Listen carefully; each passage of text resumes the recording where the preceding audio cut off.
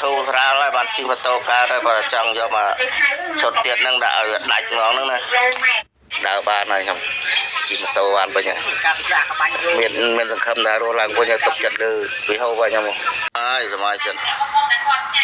បើចិត្តថារស់ឡើងវិញឡើងពិបាកនឹកឃើញថាពេលដែលឈឺខ្លាំងដំណើរការទៅមុខនៅគេពិបាកគេខ្លាំងពេកនៅឃើញចង់ធ្វើឃាតខ្លួនឯងថាដើម្បីកុំឲ្យពិបាកដល់អ្នកដទៃព្រោះអាចជំងឺនឹងពិបាកលើកដៃមួយលើកជើងមួយដេករឹងពិបាកគេវល់គេស្រែកថាឲ្យយើងអួយ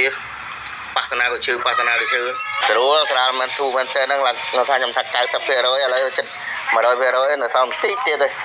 90% ហើយស្រួលមែនទេហើយឃើញរូបភាពកាលពីដើមឡើងខ្ញុំបាញ់ទៅឲ្យហ្នឹងនឹងទៅរូបភាពដេកក្នុងកន្ទិលងើបអត់រួចហ្នឹងខ្លាចគេអាខ្មៅមើលទៅ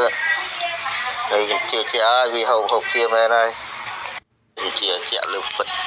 ជាវាហូបជាមែនអញ្ចឹងអ្នកដែលមកហូបលើសួរខ្ញុំគ្រប់គ្នានឹងដឹងគេទិញតាមខ្ញុំហើយហើយគេឈឺដូចខ្ញុំអញ្ចឹងដែរប៉ុន្តែគ្រាន់តែអត់បានដេកដួលកន្ទិលដូចខ្ញុំទេគ្រាន់តែឈឺទៅដើរធ្វើការបានប៉ុន្តែឥឡូវខ្ញុំប្រាប់ថាខ្ញុំវាហូបជាហើយបងប្អូនអើយដាក់ទៅជាបន្តិចម្ដងបាត់ដល់អត់ដឹងខ្លួនទេ